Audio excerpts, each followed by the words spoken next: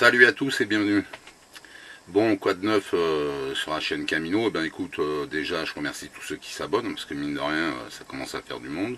Et puis tous ceux qui vont s'abonner, hein, vous avez raison, c'est gratuit.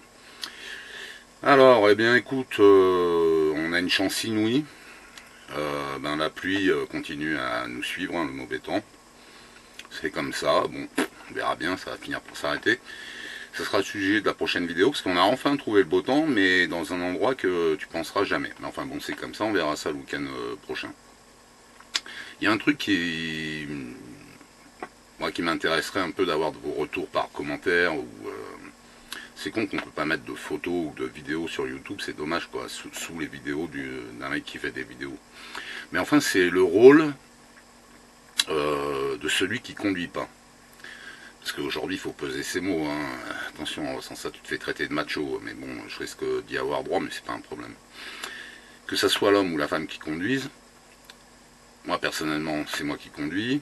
Et Bertha, elle s'occupe du GPS. Moi, le matin ou le soir, je trace un peu le parcours. Parce que nous, on n'aime pas rester au même endroit. Alors, il y a des gens, il y en a certains, là, j'ai vu sur l'autre vidéo, il y a des gens qui ne comprennent pas, sincèrement.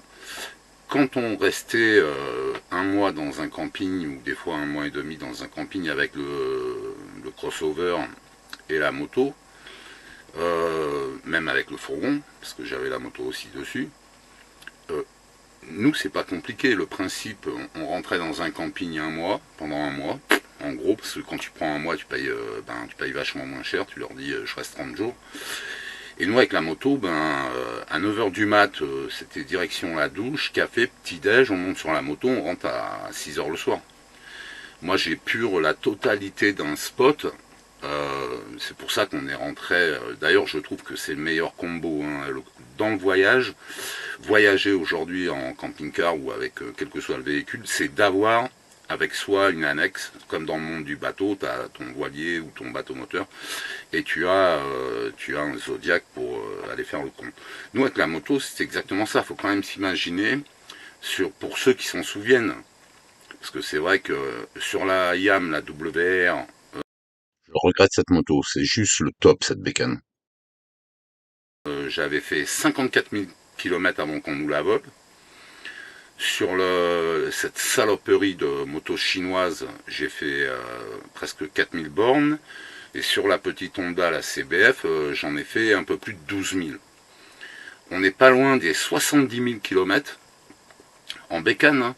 Donc c'était tous les jours. Je te dis, on se barrait. Moi, je reste pas. Les campings, c'est pas mon créneau.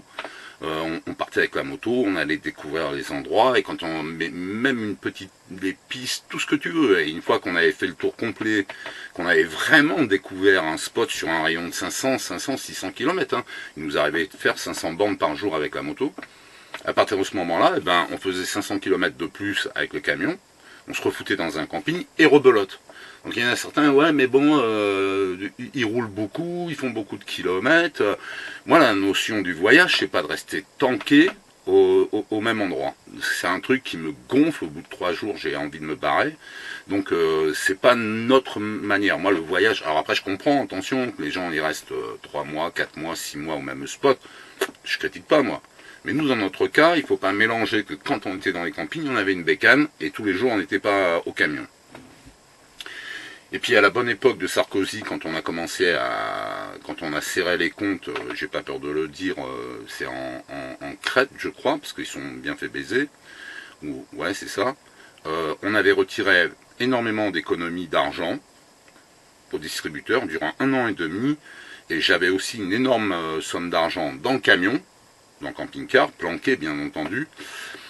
C'était l'une des raisons aussi que je préférais laisser le camion sous surveillance. Bon, ceci dit, ça c'était pour expliquer un peu à ceux qui viennent sur la chaîne comment ça se passe. Il y a un truc, alors donc comme on crapahute tous les jours, nous, bon an mal an on roule, on fait pas des millions de kilomètres. Putain, je vois pas bien, ou c'est moi qui ai... Ah non, c'est flou, c'est pas flou. Alors ça, ouais, aussi, tu vois. Alors ça, c'est un problème, parce que comme c'est moi qui conduis, malheureusement, quand tu vieillis, c'est pas que je perds la vue, j'y vois très bien de loin, mais ces putains de GPS, je suis obligé, enfin, de toute façon, c'est pas bon, pour changer une direction, parce que nous, on part, je fais un bidon le matin, je me dis, tiens, allez, on fait à peu près 200 km par jour, je trace mon trajet, et je marque les villes, les passages, parce qu'on ne fait pas d'autoroute, ou très très peu, sauf quand on doit contourner des grandes villes, parce que ça me saoule, donc je prends les périphes. Donc si tu veux, le fait, je peux pas m'occuper du GPS, parce que ben là je suis dans un âge de transition avant de devenir un vieux con, complètement. Je peux pas passer mes lunettes comme ça et changer, on a 2 GPS parce qu'ils sont tellement cons ces GPS aussi des fois. Et je peux pas mettre le visuel pour m'occuper du GPS, rouler à 80 et regarder, j'ai une double vue donc ça marche pas. Ce qui fait que c'est Bertha qui s'occupe de ça, donc qui rentre le truc. Juste pour information, il n'y a aucune méchanceté, mais Bertha, ben, c'est une personne qui a en aucun cas le sens de l'orientation. Elle est capable de se perdre dans un camping et de ne pas retrouver le camping-car, donc t'as qu'à voir. Donc localiser la géographie, c'est pas pour tout le monde, hein, je reconnais, mais bon, moi personnellement, j'ai pas de souci avec ça. En plus, depuis le temps qu'on baroude, je peux t'assurer que l'Espagne, le Portugal, le Maroc, France, Italie, ce que tu veux. Puis moi, j'ai fait 25 tours d'Europe dans mon métier professionnel, donc je me retrouve facilement. Et c'est pas le cas de Bertha. Donc on galère un peu, si tu veux, dans les rôles. Ben, tu peux pas conduire et puis t'occuper d'un GPS ou de GPS, de regarder sur une carte si on va sur le bon tracé. Quand on arrive nous vers 2 heures de l'après-midi, 14 heures, bon ben on commence à chercher un spot pour se poser. Moi j'aime pas trop, comme on démarre tôt le matin, j'aime bien rouler à la fraîche, bon puis c'est plus sympa, il y a moins de monde. Donc c'est vrai qu'il y a des fois on est à la limite du meurtre, parce que y en a un qui comprend et puis l'autre qui comprend pas. Mais il n'y a rien de méchant dans tout ça, si tu veux, dans l'instant T, quand ça se passe, toi, tu es là à conduire, à t'adapter à la conduite des autochtones du pays dans lequel tu te trouves. Les panneaux, ben, il n'y en a pas tout le temps, puis même s'il y en a, il faut que tu les vois, parce que le GPS, comme je te disais tout à l'heure, il dit pas mal de conneries aussi. Par exemple, tu prends la 3e sortie alors qu'il faut prendre la 2e, donc il faut quand même être vachement attentif. Et c'est vrai que le rôle du copilote est aussi important, à mon sens, hein, et dans le cas où, c'est pas péjoratif ce que je dis, mais on va dire que sur 100 véhicules de loisirs que tu croises, en ce moment c'est pas le cas, tu vois, mais bon, quand tu croises 100 véhicules de loisirs, c'est à 90% c'est les mecs qui conduisent, et tu as les femmes à côté qui gèrent la direction, si elles le gèrent. Donc moi j'aimerais bien avoir un retour d'information pour éviter un jour de finir en tôle pour homicide, tu vois. Ça serait intéressant parce que bon ben moi je m'occupe donc de la conduite, hein. Je conduis le véhicule, je fais les tracés, je m'occupe de l'entretien du camion en extérieur, du nettoyage, voilà ce qu'il y a à faire quoi. Et puis bon ben en tant que femme, mais attends, on n'avait pas de macho, hein. Ben oui, Bertha elle fait la cuisine, elle s'occupe de l'intérieur de la cellule, ou quand c'était un camping-car, c'était un camping-car. Et puis du GPS. Mais on arrive à avoir des tensions, hein, je suis juste franc, moi je veux dire, on est un couple, hein, ça fait 35 ans qu'on est ensemble, c'est pas pour longtemps qu'on s'engueule pas, hein, faut pas non plus délirer, même si après, bon ben écoute, quand la journée est finie, on s'est tiré un peu la gueule, ça fout un peu le bordel sur le voyage, mais bon c'est comme ça, c'est. Donc j'aimerais bien avoir un peu un retour, si on est les seuls, c'est qu'il y a un gros problème majeur, hein, c'est clair. Ou bien si ça arrive à d'autres aussi. Moi c'est un truc qui m'intéresse. Voilà, c'était le sujet de la vidéo, parce que je trouve que c'est intéressant de savoir qui fait les tâches. Moi je sais que bon ben. En plus, il y en a qui vont me dire, t'as qu'à laisser conduire Bertha. Bertha, alors la conduite, c'est un truc, t'oublies carrément, elle n'a pas l'équilibre sur un vélo. Conduire une voiture, c'est du domaine de l'exception. Moi, je crois, en 35 ans, c'est arrivé une fois, et pour faire 6 km, parce que c'est la panique à bord, parce qu'il y a trop de monde, la circulation. Il y a 35 ans, imagine-toi aujourd'hui, quoi. Donc c'est pas son truc, hein. Moi je comprends pleinement qu'il y ait des gens qui percutent pas, quoi. Parce que c'est vrai qu'aujourd'hui la conduite, quand tu vois les tarés sur la route, quelle que soit la nationalité, aujourd'hui les gens ils se vengent au volant. J'ai jamais vu. Putain, c'est une éducation quand même, hein, mais c'est un truc de fou quand même. C'est un. Je sais pas. Sincèrement, je suis pour le système américain. Demain t'as un accident, tu tues quelqu'un, c'est un homicide volontaire. Parce que moi je suis à 100% sur leur principe, mais quand je dis 100%, c'est 1000%. Quand je vois les tarés sur la route qui prennent des risques infondés, parce que ça te fait chier, là, pas plus tard qu'hier, il y en a abruti d'Espagnol avec un berlingot, un artisan, et qui est resté quoi, moins de 2 minutes derrière moi, parce qu'il avait une cellule camping-car 4x4, il m'a matriculé à l'étranger.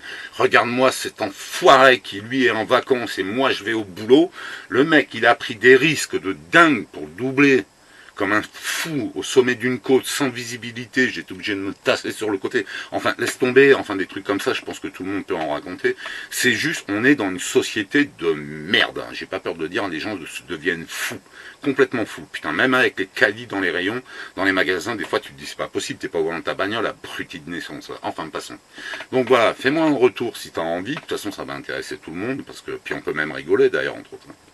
Voilà, alors j'ai pas tellement filmé parce qu'on a une météo de merde. Qu'est-ce que tu veux que je te dise? C'est partout. Entre deux, tu as vu à Malaga ce qui est arrivé. Donc Valence a repris. C'est tombé aussi, pas en Andalousie, comment dire, sur Barcelone. Sur le Portugal aussi à Faro. Nous, on a des amis, on a de la famille là-bas. Sur le Portugal, ça tombe vraiment sévère. Écoute, c'est une année de merde apparemment aussi de ce côté-là. Donc on va voir.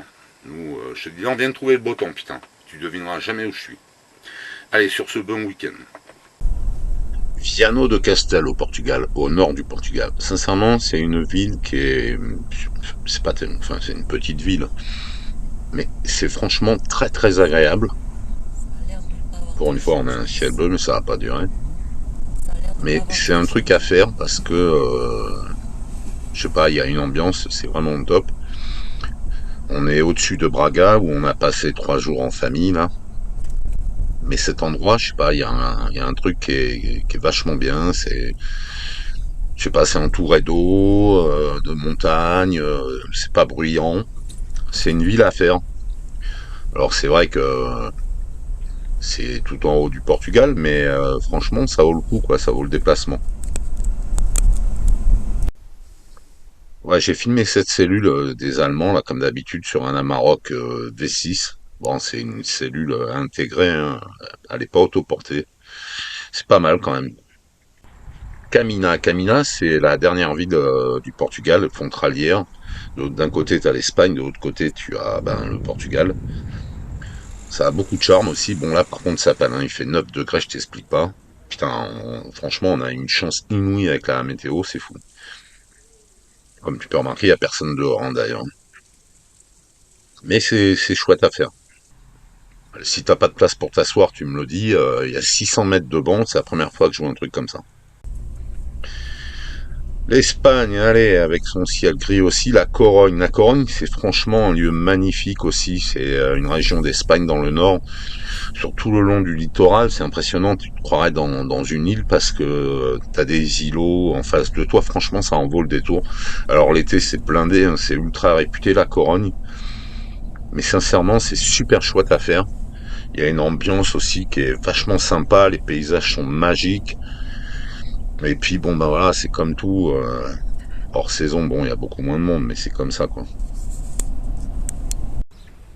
Et oui, Corogne, dommage, hein, c'est les falaises et tout, bon, tant pis, on a une météo à la con. Là, putain, comme quoi on se lève tôt le matin, 8 heures, lever de soleil sur la Corogne, magique, je me suis arrêté en plein milieu. Allez, bon week-end à vous.